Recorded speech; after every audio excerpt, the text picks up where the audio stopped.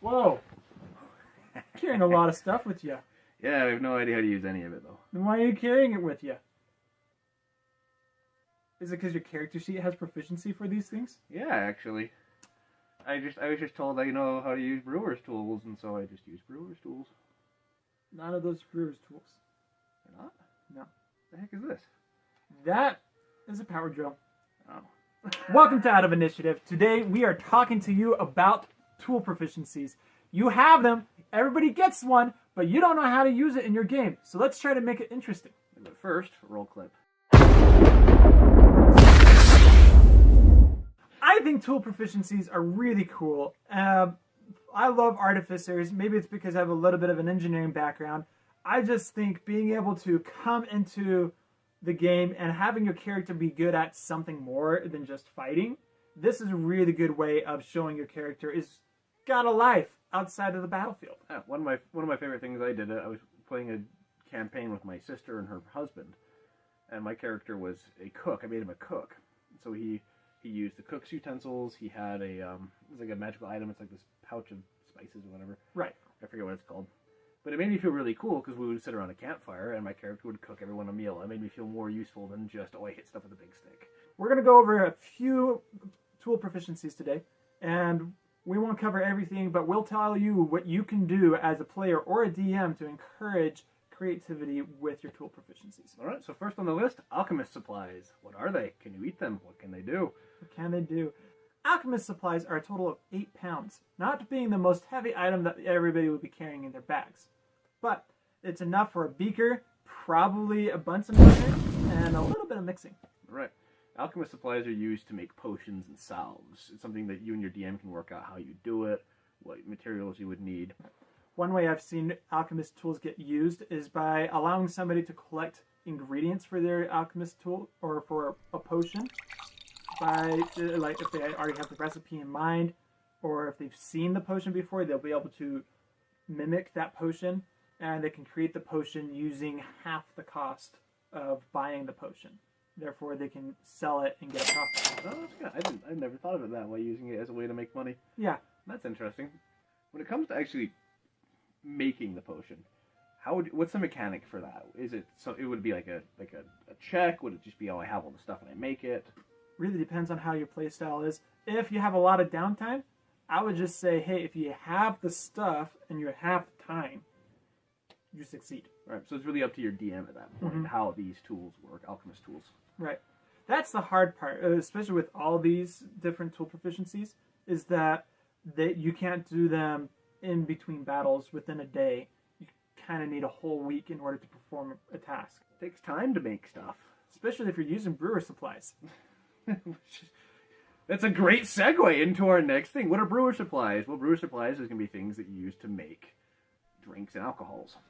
Brewer supplies sounds kind of useless unless you were actually a character who's constantly making booze and has a bottle of booze that they're fermenting in the back of their bag for the entire campaign. Right, but unlike potions, there really aren't any other advantages to drinking alcohol in base D&D. I think something that you could do if you have proficiency in brewer supplies is try to use the culture that comes from alcoholism. And honestly, I'm joking, I'm laughing at that, but it makes sense as far as D&D goes, because if you think about it, what do you do with thieves' tools? They're not used to make something, they're used to do something, and so it makes sense to use brewer supplies in this way. Of course, it's up to the DM and the game you're playing, but it would work that way. What you could do is say, hey, I want to talk to the tavern keep and try to have a good conversation, get them on my good side, and maybe we can get a discount on some drinks. Or maybe they'll be able to give us some information once we go down the road. And then as a DM, you say, okay, give me some persuasion checks. It's like, well, I got proficiency in brewer supplies. Could I by chance have advantage on those persuasion checks? Or maybe just add your proficiency bonus on top of your rolls for those persuasion checks. Right. But something you guys might be proficient with is calligrapher's tools. So what are calligrapher's tools? Well, in calligraphy, you know how to draw very fancy. Oh, I definitely don't have proficiency in that. Yeah. I suck at that. How do you think you could use calligraphy supplies to be better or to show your character's artistic side? The very first thing that popped into my head was this wanted poster of the party members. And so they go in and disguise the wanted posters. They scribble over something, or not necessarily scribble over something. It's like, oh, we're going to add horns, we're going to make him look like a dragonborn rather than a human. Right. I mean, that could also be within painter supplies, but at the same time, why can't they both do the same thing? Right. One thought I've had is maybe you're really good at writing up contracts. Oh, I didn't think about that. You are now the face of the party, and whenever you are talking to a king or a lord about possibly possessing some land in exchange for defeating the dragon, somebody's got to do all that paperwork, and the guy with calligrapher tools would be your man. Another thing that might be a little useless is carpenter tools. What could you possibly do by making a bench or a table? Right? Not unless you are working on a boat at sea, you really don't need carpenter tools. But let's say you're in a town that's infested with undead. Just infested with undead. You could use your carpentry proficiency to make a better barricade. There you go. One thought I had once was playing a rogue who had proficiency in carpenter tools, and they knew which boards on the floor would be squeaky because of their carpenter tools experience. Right, and again, that's not out of the realm of possibilities. Thinking back to thieves' tools, what do? You pick a lock. It helps you pick a lock. That doesn't make anything. Mm-hmm. You know, because honestly, what are the options for you being a carpenter? How many opportunities are you going to have to actually build something like that? It's very limited. And while we're talking about this, you really don't need to have the tools with you for that proficiency to come into play. Like, for me to be able to talk shop with somebody, I don't need the tools in my shop with me at the moment to talk about fixing up a car. I should be able to talk to somebody about all the parts I need.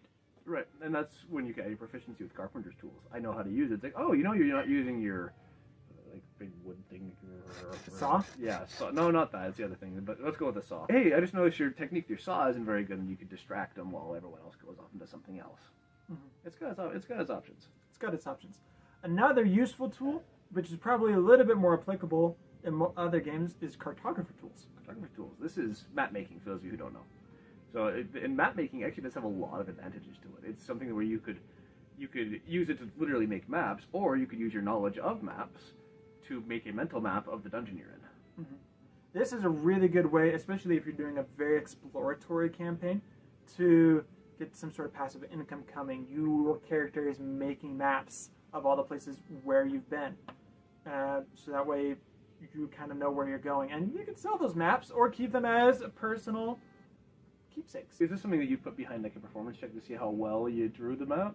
I would definitely put this in performance. Maybe survival, if you're like trying to understand the layout of things and like use your personal intuition as okay, so maybe it's like a topographical map. Yeah. Or a geographical map where it's actually showing like, you know, this is how high the mountain range is. You do survival, but if it was like, oh, I just want to give you a general idea of where everything is, you do performance. Yeah, and if you're trying to make it like a very fancy map with all the little monsters, sea monsters. Got a compass in the corner that's being surrounded by a kraken. There's a ship. They could have made that with the good wind behind us, but unfortunately there's this dirty great sea monster in the way. I think they just add those onto maps for decoration, Captain. Is that a fact? Next up, we got cobbler's tools. Raise a foot if you know what a cobbler is. Cobblers make shoes. Are you really going to use this in your campaign? What DM is going to say, sorry guys, you've been walking around so long, you've worn out the soles in your shoes? No one thinks like that. I know I don't even worry, whenever I do DMing things, I don't even worry about weight. Right? Going into the nitty-gritty details is just really going to put a hassle on things. But maybe with cobbler's tools, you're really good at repairing things. Not just shoes, but like leather things. Maybe armor? Wouldn't it be leatherworking tools, though? I guess that would be leatherworking tools. But why can't it be both? Why can't it be both? Maybe you don't do as well with the leatherworking tools, but you do know something about making clothing, leather stuff. Mm-hmm. I could definitely see it. Is there sewer supplies or anything like that? No, actually. So it's possible you could use cobbler's tools as just sewing and clothing in general. So that's something, again, you could use as passive income. You can make shoes, you can make clothes. It could be used as a way for you to gain information. Maybe you go and you're like shining people's shoes. Mm-hmm.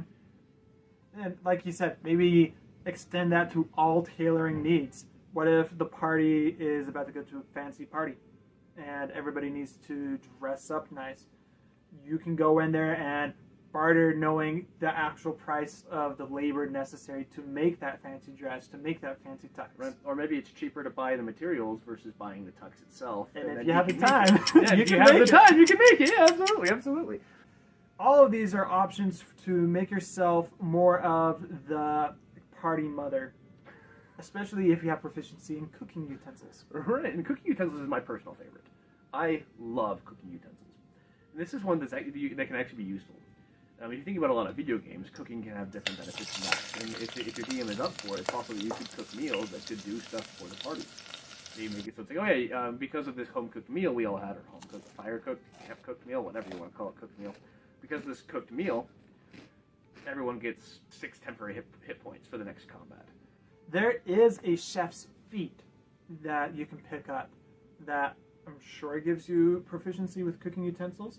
And when the people eat your food, they get to use one of their hit die for healing. If you are a cool DM and you want to do your homework, you can make some homebrew for each of these. Think of yourself like a chameleon, like Hitman 47 with all of these tools. With all the tools we talked about, you could be just like Agent 47. You could sneak into anywhere that's applicable with it. You could sneak into a castle, what's it called? Kitchen. Yeah, using your cook's tools. Yeah, because like, oh, you must be the new chef that's coming in. Yep, that's me. I got my spatula and my whisk. I'm all ready to cook. Next up, glassblower tools. Okay. Glass blowing is such a cool profession. It's really not around anymore. It's done more as a hobby these days. Yeah. I think glassblowing tools would relate to all glass work. If somebody has a stained glass window in a chapel, the guy can be like, that's a cool window. But now you can be like, that's a cool window and I have proficiency in that. This is one that I actually have a hard time thinking of for stuff. Because glass blowing it's going to be like jars, like you said, windows. It's going to be glasses you drink out of. It's going to be vases. It's going to be a lot of like artisan goods. So maybe you could, maybe you know how much force is necessary to break that window. Right. Or the thing I was thinking about is you can tell whether something is genuine or not. You can party can knock out a guy in a thrift market or a flea market, and then you take over his stand and know what the heck you're talking about, so that you can trick people. One thought I had: this is a really good way to make more tools. Oh, I didn't think about that at all. Yeah. What kind of temporary tools? Because they're made out of glass. Well, you can even put permanent ones, like alchemist supplies. Oh, like beakers. Make glass beakers. You got to really think outside the box with a lot of these tools, because you're not going to use them in most general ways. We're only halfway through this. You guys got to come back for part 2 if you want to know more about all of our other tools. Yeah, like Smith's tools and Tinker's tools and Weaver's tools. These are one of the tools I actually like better. Yeah. Mason's tools. Anyway, if you guys have any other ideas of how you can use these tools and ways that you've seen these tools work really well for you, please put it in the comments. We'd love to see it. Yes. If any of you guys are crazy enough to make your own homebrew to make each of these tools more interesting, feel free to throw that in there. We love to learn more about what you guys are doing on the other side. Hey, thank you guys for watching. This was Out of Initiative.